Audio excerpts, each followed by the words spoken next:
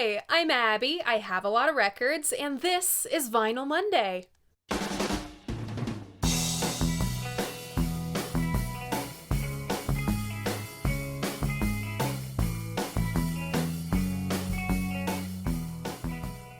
So welcome back, or welcome if this is your first time here. Vinyl Monday is The Who. And now for something completely different. What, when, where, why, and how do I feel about classic albums in my collection. If 30-minute episodes aren't your thing, don't worry. I also do Vinyl Monday in 60 seconds, here on my channel, over on my Instagram, as well as TikTok, which has become so much easier now that UMG has unyoinked their catalog. First off, in case you were slacking and missed Modern Classics Month Part 3, you missed a big announcement! The first episode of my new podcast is going up on Friday. I am playing co-host to another rock and roll lady, Emarosa Katarina. Her channel will be linked in my description. If you like the general vibe of what goes on here, then you will love her content as well. She's more fashion history, I'm more music history. We hope to see you all on Friday for the pilot episode of Unveiling the Legends, Dolls of the 60s and 70s, or simply the Dolls podcast. Also, if you're seeing this the day it goes up, happy Memorial Day to my fellow dumb Americans, and unofficial start to the summer. I am feeling it here today. Ugh, should have used Odorono. It is 80 degrees and my AC isn't in for the season yet. Oh my god, do you remember when I filmed the Ladyland video and it randomly decided to be 87 degrees in April? That sucked. Anyway, thank you for choosing to celebrate your holiday with us. Ironically, I'm choosing to celebrate by showcasing one of the most quintessentially British albums by one of the most quintessentially British bands. This week's album is The Who Sell Out. Congrats to those who guessed this one. Remember, if you want to play along, all you gotta do is check out my community tab. That's where I post my hints to what next week's album is gonna be. I host polls, I make announcements when I'm places that aren't here. You can find all of that on my channel. Alright, let's take the plastic off. So, my copy is one of 4. Abby, why do you have 4 copies of The Who Sell Out? Your guess is as good as mine, man. In all of 72 hours, I went from having 0 copies to 4. My first copy, sort of, came from one of my tried and trues, Turn It Up in Northampton. This is a nifty little package of a quick one and The Who Sell Out from Canada. Then I make my way out to my P.O. box and oh hey, it's a US stereo copy of The Who Sell Out and an original US mono without the jacket. And on the very same day, also in my P.O. box, this. A UK copy from 1967. I'm pretty sure this is a second press, as the hidden track, or should I say the hidden track records, doesn't sound like this. On most all copies after the original, the vocals were distorted until it sounded like this. That's how you hear it on streaming services too. This is the jacket I will be holding up for the duration of the video, so let's talk about this cover art. John Hegarty said, quote, "This is not about the truth, this is about absurdity." I don't think I could summarize this situation up any better myself. The Who Sell Out cover was photographed by David Montgomery, designed by David King and Roger Law. I definitely get some pop art Andy Warhol vibes with the oversized stick of deodorant and can of beans. This satirizes the American advertising boom as a whole. From the sounds of it, Roger and Pete flipped a coin for who was gonna have to sit in the bathtub of baked beans. Rog lost. Not only was he saddled with sitting in a bath of baked beans, yes, they're real beans, it was a cold bath of beans for some reason. Pete said, quote, "They were ice cold and had just come out of the fridge." Which of course begs the question, why the hell are we keeping cans of baked beans in the fridge? Did we not invent canning as a substitute to refrigeration? As the story goes, to warm Raj up, they put a little space heater behind the bath. And the beans cooked around him. That is one of the most cursed things I have ever heard researching for a Vinyl Monday. On the back, we have Keith harking a giant tube of pimple cream and John posing with a model in caveman outfits. And a teddy bear to spoof the big strong man thing. This whole cover is the guys taking the piss out of themselves, and I love it. According to some forum post years ago, which then cropped up on a Who subreddit, the model was Jill Langham. We don't really know anything else about her, just that she was around 21, 22 years old when the cover was shot. On the Who Sell Out, we have Roger Daltrey on vocals, Pete Townsend on guitar, lead vocals on Odorono, Our Love Was, I Can't Reach You, and Sunrise, and acting as principal songwriter. John Entwistle on bass, horns on the Heinz Baked Beans interlude, and he lends his voice to Medak and Silas Stingy. And we can't forget Keith Moon on drums. Our special guests are Al Cooper playing organ on Rael, and Speedy Keen, the writer and co-lead vocalist of Armonia City in the Sky. The Who Sell Out was produced and engineered by Kit Lambert, co-engineered by Damon Lyon Shaw. Roll transition.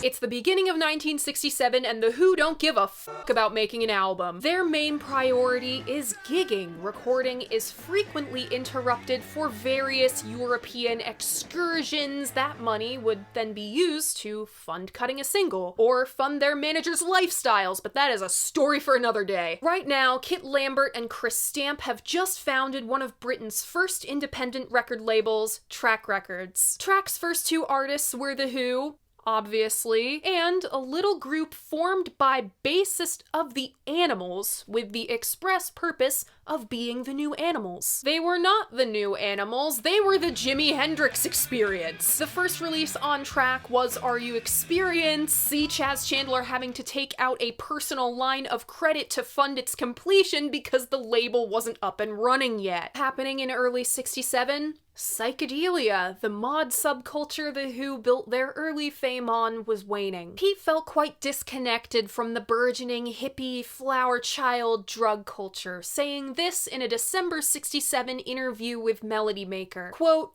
"A lot of people in pop have taken acid, and all of them have softened up and lost a lot of drive and basic ambition. Life can only be seen by being involved in real life and not a lot of nebulous and ethereal ideas." This is coming from a man who wrote multiple rock operas, mind you. And about the new youth subculture, quote, "Dressing up like a lot of cream cakes only earned them dislike." Mind you, he's saying these things while dressing like this. In order to keep their forward momentum going, they needed to tap into a new audience. So begins The Who's marvelous misadventures in the States.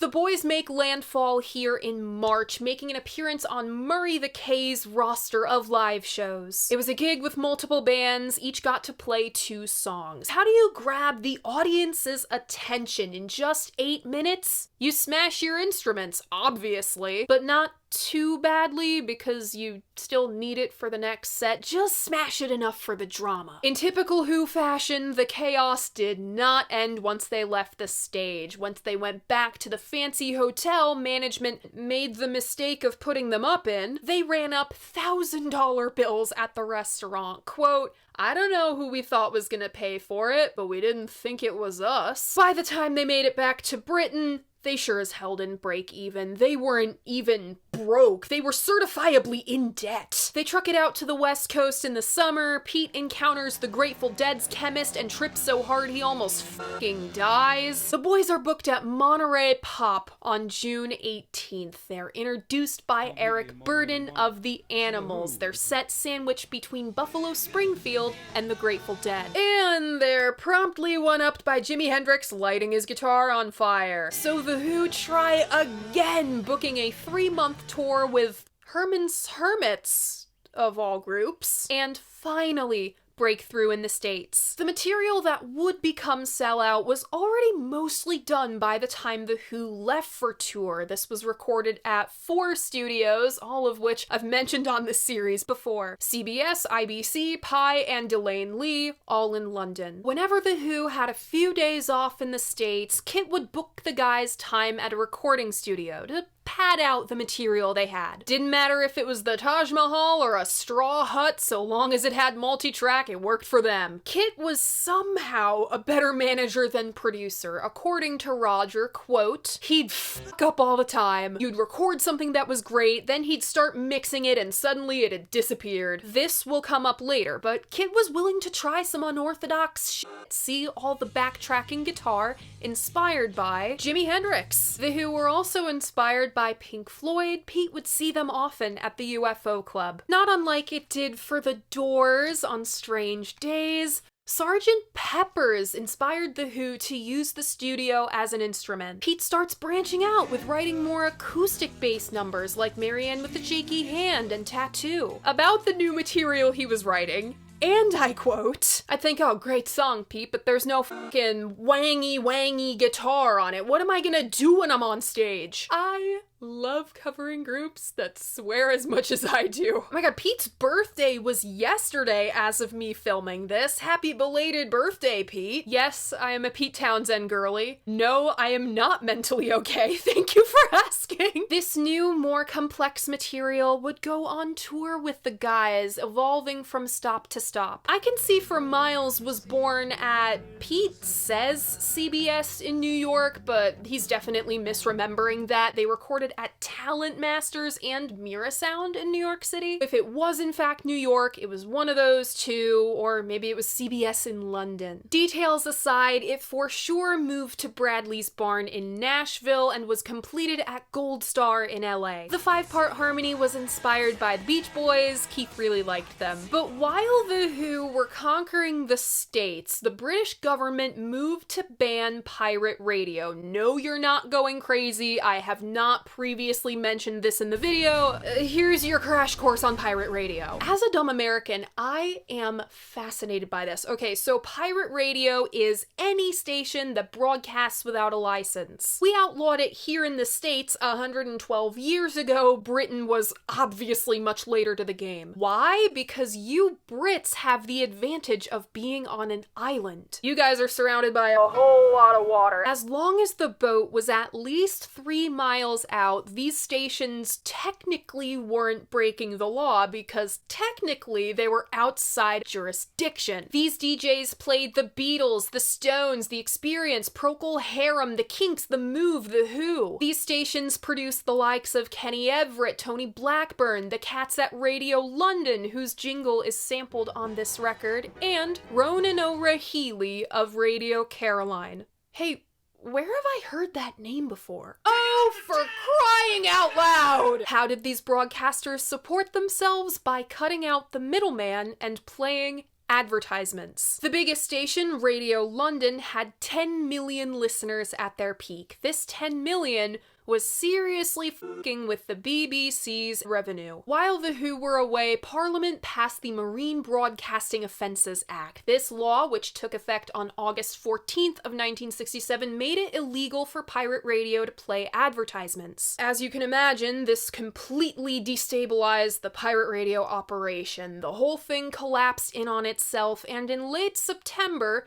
the BBC launched their own pop station, BBC Radio 1. Before this, The Who were vaguely considering following up a quick one. It was in the works, but not at the forefront of anyone's mind until they saw the bill they ran up from that hotel in New York. The working title was Who's Lily, meant to be a play on recent single Pictures of Lily. Pictures of Lily? Who's Lily? But in wake of pirate radio sinking, sorry, I had to, Pete and Kit came up with the idea, or rather concept, to make a record that sounded like a pirate radio station, bumpers and all. See? Pete came up with this absolutely batshit idea to let companies advertise on the spaces between the songs. That's how the first song written for the project, Jaguar, came to be. It was his Hail Mary for a free car. You know, you can say a lot about Pete Townsend, but you can't deny the man's got the audacity. Keith did land a sponsor from... Is there any better way to advertise your drum kits than to have Keith Moon play them and then subsequently destroy them every night? And John from Rhoda Sound.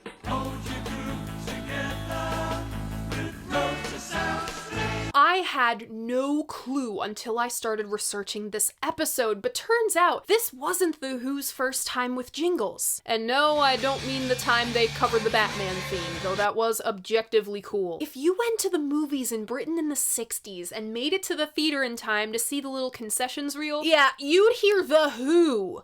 The Who wrote a jingle for fucking Coca-Cola! And then there's the curious case of Armenia City in the Sky. This was written for The Who by Pete's buddy Speedy Keen. One hell of a name. Speedy's guide vocal made it onto the final version. Pete misheard the title, thought it was Armenia City. Years later, Speedy had the heart to tell him, yeah, no, the lyric was actually I'm an ear sitting in the sky. So remember how I said Kit Lambert was a better manager than producer? During the mixing process, he f***ed up the master tape of Rael, and I'm telling you, it's glaringly obvious where the safety master was spliced in. This goof wasn't fixed until the 1995 remix. All my copies are pre-95, so I can hear it on every single copy I own. The track listing of The Who Sell Out goes as follows. Monday, Tuesday. Opening up side one, we have Armenia City in the Sky, followed by Heinz Baked Beans. Then Marianne with the Shaky Hand, next Odorono, then Tattoo, next Our Love Was, and side one closes with I Can See for Miles. Opening up side two, we have I Can't Reach You, followed by Medak, aka Spotted Henry on my US copies. Then Relax, next Silas Stingy, followed by Sunrise, and the album closes with Rael. The Who Sell Out was released on December 15th, 1967. The initial release was delayed due to an ever-evolving track listing. Deja vu all over again. Seriously, there was a whole other album's worth of songs in the running to be on Sellout. Jaguar, Glittering Girl, and Glow Girl. Yes, those are two separate songs. You're forgiven for getting them confused. Even a spooky, very Sid-era Floyd cover of In the Hall of the Mountain King. They ripped the ch-ch from Power Talk H and threw in Boris the Spider, because why the hell not? To buy some time amidst the delay, I Can See for Miles was released as a promo single in October. The guys played a legendary rendition on Smothers Brothers. It peaked at number 9 in the States, number 10 in Britain, and Pete was incensed. He wasn't just hoping for a number 1, he expected it and lashed out at journalists when that didn't happen. But listen, Petey, you get what you get and you don't get upset. Considering the very British subject matter, this didn't do nearly as well in the States, peaking at number 48 here. Its hyper-specific concept affected its performance in the UK as well. Sellout was their lowest charting record to date, peaking at number 13. Following up this chart disappointment was a lawsuit from Odorono. They used the Radio London jingle without permission too, but there wasn't much they could do about that since they made enemies of the BBC and the British government. I only have fragments of Melody Maker stuff because I don't subscribe to their archives. It's hella unfortunate that you have to do that, being that Sellout's concept is so rooted in British culture of the time, it's best to have reviews by British critics. But I do have access to Rolling Stone's archive. It's one of the weaker Rolling Stone reviews I've come across. It doesn't even have the author listed, but here's a taste of how Americans like myself saw Sellout. It calls the cover, quote, amazingly funny, each shot perfectly suited to the character of the person in the group. It's almost too English. Funny, seeing as that much about Sell Out was inspired by us. The review states that because all the guys are such strong musicians on their own, they pay special attention to Mooney's drumming on I Can See for Miles. They can pull off wackier, more psychedelic musical excursions, and such a zany concept as this. About Odorono, quote, "What makes the song so good and the whole album so fantastic is not the surface concept of incorporating commercials, but the absolute musical mystery which is used to bring them off. It's obviously meant to be a laugh, but it is bittersweet laughter. The Who have caught the embarrassing reality of it, and reality is the essence of humor." There is no mention of the Heinz Baked Beans song. Strange as the album is, it had equally strange implications. In an interview around Sell Out's release, Pete called I Can See for Miles something along the lines of the heaviest song anyone's ever done. Yeah, I don't know about that, man. The Yardbirds played Stroll On and Blow Up a whole year before this. And Iron Butterflies out in California doing Gotta Ignore Evil Temptations, but what do I know? Paul McCartney read that review, resolved to do something as heavy as The Who and the Yardbirds, and came up with my first favorite Beatles song, Helter Skelter. Today, Pete considers I Can See for Miles the best song he's ever written. Better than anything on Tommy, better than Who's Next. He set the bar here on Sell Out and spent the rest of his career trying to surpass that. About production, he said, quote, "It was the last time that we went into an album with smiles on our faces, having fun." So, what do I think of The Who Sell Out? Wonderful Radio London. Going in, I have not covered The Who in nearly 2 years, and there's very good reason for that. Tommy was the wrong Who album to start out with on this channel, and is next in the running for Redux, along with Ziggy Stardust. I was way out of my depth, I might still be. Is The Who Sell Out a concept album? It doesn't revolve around a central character, it doesn't follow a story, does it ask a question and answer it? Not directly. There is a strong central idea, though, a fictional radio show. Andy McPherson, who engineered the '95 remaster of Sell Out, said Armonia was a, quote, "strange choice to open the record with." I disagree. About this song, Roger simply said, "Oh, LSD. I don't disagree with this. It's pretty blatantly about the Sid. If you ever want to lose some time, just take off. The sky is glass, the sea is brown, and everyone is upside down. Fly, Armonia, get you there on time. But we open the record with the crunchy band and robotic voice listing the days of the week. It's the radio station's sign-on theme. We're thrown right in the deep end. I can't promise that there won't be more water puns. Welcome to the spring of 1967. You've just gotten to work in the morning. Your job is on a boat 3 miles out. Spin some hot tunes, run some ads, and try not to press the wrong button on the bumper soundboard. In my mind, this is the perfect opener for an album like Sell Out. If you're running with this zany of an idea, you have to have something that sinks a hook in the average listener. Think Freak Out, lulling you into a false sense of security with Hungry Freak's Daddy. Somehow, one of the most normal songs on Freak Out. Armonia hooks the young person of the time hip to the psychedelic sounds. It also hooks this young person, hip to psychedelic sounds. With backtracked guitar, feedback, and horns, you can hear the Jimmy influence all over this thing. I'm not put off by the chipmunk vocals. Psych was so anything goes that I've heard a lot at this point. There's something space-agey about Armonia. It absolutely puts experience over the music itself, especially if you listen in stereo. We round things out with the Radio London jingle going right into... what is there to say about Heinz Baked Beans? It's a Heinz Baked Beans interlude. After the first track, no less. This has been stuck in my head for 6 days, and I will never look at a can of baked beans the same way again. After another bumper comes Marianne. Like Armonia, it's pretty obvious what Marianne is about and what Marianne does. What they've done to a man, those shaky hands. Keeping with the radio theme, Armonia, the Psych single, and the baked beans commercial, Marianne is a nod to the folk rock thing, still going strong in 67. 12-string acoustic, tambourine, calypso percussion, and all. It balances humor with reality. The guys play it pretty straight. Mooney is so unusually controlled, I questioned if he was even here. If you're listening on stereo, there's the dead giveaway. This is a stereo album from 67, Random Flanging. Keith reveals himself via the premiere drums ad, another bumper, and then Odorono. Odorono is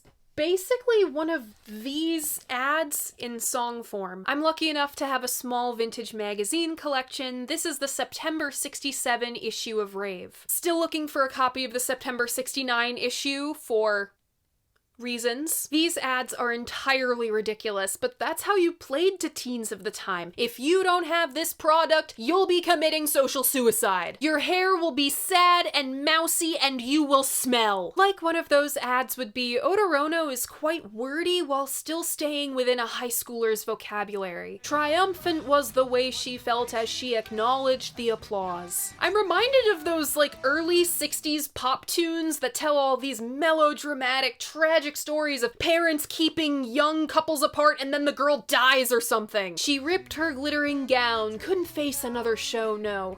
Her deodorant let her down.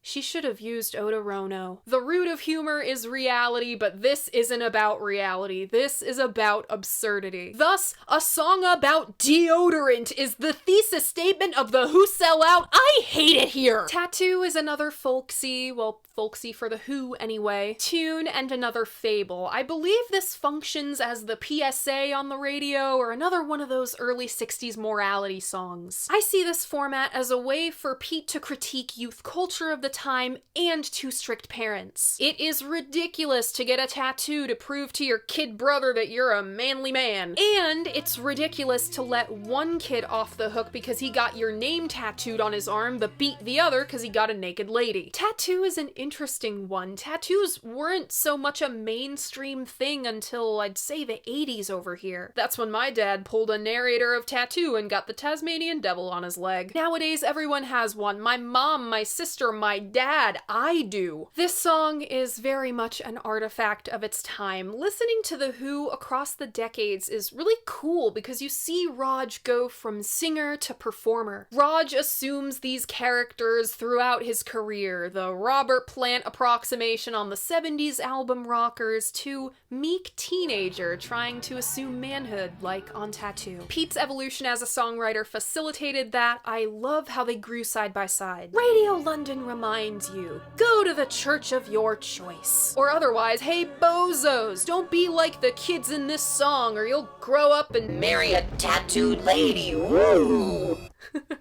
Our Love Was could very well be a Buffalo Springfield or Birds tune with that bright, sunny, jangly guitar. Unusually so for Pete. We've got groovy drums that start syncopated, then devolve into something totally maximalist Mooney. He rolls when others might play it straight and plays it straight while others might roll. All these connections to the California sound have me wondering if the guys heard free radio while they were hanging with the Dead in San Francisco and likened it to what pirate radio was doing in their home country. It would make sense. This is the poppiest song on the record, and I feel like I shouldn't dig it, but I do. I'm so wrapped up in the process of uncovering the authentic Who in all these pastiches of other genres that I'm totally losing the rock-solid musicianship needed to pull all this variation off, and holy shit, it's a quick one callback! Cello, cello, cello, cello, cello, cello, cello, cello. There's the Who! Check out that guitar solo. It's short and sweet, but it's the crank and volume we haven't had since Armonia. And otherwise unassuming rotosound strings plug takes us into what's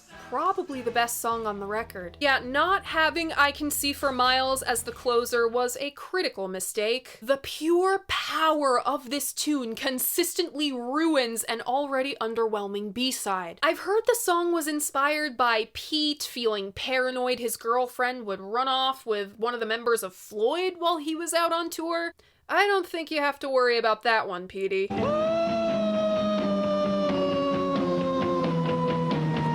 I can absolutely hear the Floyd influence. That bass chug through the verses was lifted right from Interstellar Overdrive, as was this high contrast guitar tone. That's full-bodied on the low tones and thin and shrill on the high, very 60s. I also can't help but think of the zanier Beatle moments like I Am the Walrus or the end of Strawberry Fields Forever. If you ever need any convincing as to why Mooney was one of the greatest drummers to ever live, nobody's better than Elvin Jones, I'd play you Rock and Roll Circus a quick one, Isle of Wight 1970 Young Man Blues, and this. You'd never know it considering his capacity to roll and rimshot like nobody's business, but there's actually 2 drum tracks in this song. To be playing in the now while simultaneously seeing into the future of what you're gonna lay down and how those 2 tracks interact, that's the mad genius of Keith Moon. I don't usually think of The Who as a harmonies band, but they've got them here. You don't really hear it until the fade out, but John is typically all over the fretboard. I wish these early mixes treated his instrument better. He does get his moment to shine, however, on the Charles Atlas Bodybuilding Guide. Gotta love this guy pulling out the Boris the Spider voice literally any chance he got. I Can't Reach You is a good side B opener, but it's underwhelming following I Can See for Miles. Performance is good, it's not easy to hit those falsetto notes, but this just doesn't grab me the way the other Poppy songs have. I can't help but wonder why some of these faux marshals were listed as songs and not just mushed into the songs that came before, and oh, it's probably because those songs were singles. Never mind. Anyway, Medax here. Relax slings us into the future. The organ chords are straight up 75 Fleetwood Mac, while these open, breezy guitar chords make me think of the guy's own 70s output. However, after this, The Who commits a cardinal sin of the concept album. They totally abandon the concept. John contributes Silas Stingy to this project. Man, is it a weird one. It's another fable song about the dangers of being cheap. It's almost Baroque in the way it employs electric organ and the rounds of money, money, money bags. John must have been going through a big trumpet phase in 67 because it's all over the place on Sellout. We climb out of this weird rut with Sunrise, which is a genuinely gorgeous song. Again, we hear Pete trying to branch out as a writer and musician. As far as lyrics go, he's no Dylan, but the sentiment of the song is sweet. Just Pete and his acoustic guitar. It's unusually vulnerable and sensitive for The Who right now, which I feel opened the door for Behind Blue Eyes. And then there's Rael. It's a futile attempt at the big bombastic closer, as I Can See for Miles stole the show like, 15-20 minutes ago? But pay attention to this. Now, Captain, listen to my instructions. Return to this spot on Christmas Day. The Captain and Christmas. And listen to that outro. With the quick one callback in Our Love Was, and this prelude to Tommy, whether it's a prelude or a fragment of another unfinished rock opera or what, Pete's crafting a Who universe. The Who-niverse, if you will! This wasn't the only Sellout era tune that tried on a proto-Tommy for size. The closing lines of Glow Girl are, "It's a girl, Mrs. Walker. It's a girl." Outside of these really cool connections, I have no idea what Rael is supposed to be. You know, aside from the really cool overture-underture bit, probably because that is a very well-written piece of music, it's a miss to close this album with that. You're telling me none of the outtakes could have fit this spot? For fuck's sake, Melancholia came out of this era. Melancholia rips! After this, Radio London signs off for the night and we can go, or row, home. So remember when I said Sellout didn't directly ask or answer a question through its running theme of radio advertising? The Who inadvertently asks the question of, What is our modern culture? Their answer, a whole lot of advertising. This theme has aged like fine wine. Though radio is a dying industry, the public at large isn't really advertised to like that anymore. We have algorithms that feed us individually targeted ads. You've seen a few during this video. Like the Kinks a couple weeks ago, The Who were bigger in Britain in the 60s than they were here. Our aha moment didn't come until Tommy or Who's Next. And like Village Green, Sell Out is a very British album. I had to give myself a whole history lesson to understand what I was hearing. I wonder what that would have meant for American listeners at the time. We didn't have Google in 1967. And aside from free radio happening in San Fran, pirate radio didn't have nearly the cultural pull here as it did in Britain. Thus, it'd be a foreign concept to the average American listener, those who didn't have pen pals across the pond, I guess. The only artifact I have of a whole era is this, thanks to The Who preserving it in their own zany way. So to me, Sell Out is more than an album, more than The Who's half-assed stab at psychedelia. It's a cultural artifact. My personal favorites off this one are Armonia City in the Sky, Tattoo, Our Love Was, and I Can See for Miles. Remember, if you want to keep up with all of my favorites from all of the Vinyl Mondays and all of the mod months, I have a Spotify playlist linked in my description. I update it every week. And that's it! That's The Who Sell Out! What do you think of this album? What do you think of The Who? Leave a comment letting me know. I love hearing what you guys have to say about albums that I love. And remember, despite what some guy on the internet might tell you, your opinion matters. If you like what I do here, you should like this video and subscribe to my channel. I post new episodes of Vinyl Monday every Monday morning at 11. I'll be posting the 4th and final episode of Modern Classics Month on Friday, which is also the premiere date of my podcast. Thank you so much for watching, and I'll see you next week for... I can't drop my hint here. The album hasn't come in the mail yet. There's a bug over there, and I'm kind of scared to squish it because it looks like a wasp. I know, it's ridiculous. As of Dennis Thompson's passing, I now fear no living man, and I can't squish a bug that's because it looks like a wasp, and I've never been stung by bees or wasps before, so I don't know if I'm deathly allergic. I have like a 50-50 shot. Why am I in this magazine? Oh my god, I would have loved to have a dinner date with Steve Marriott. Are you kidding me?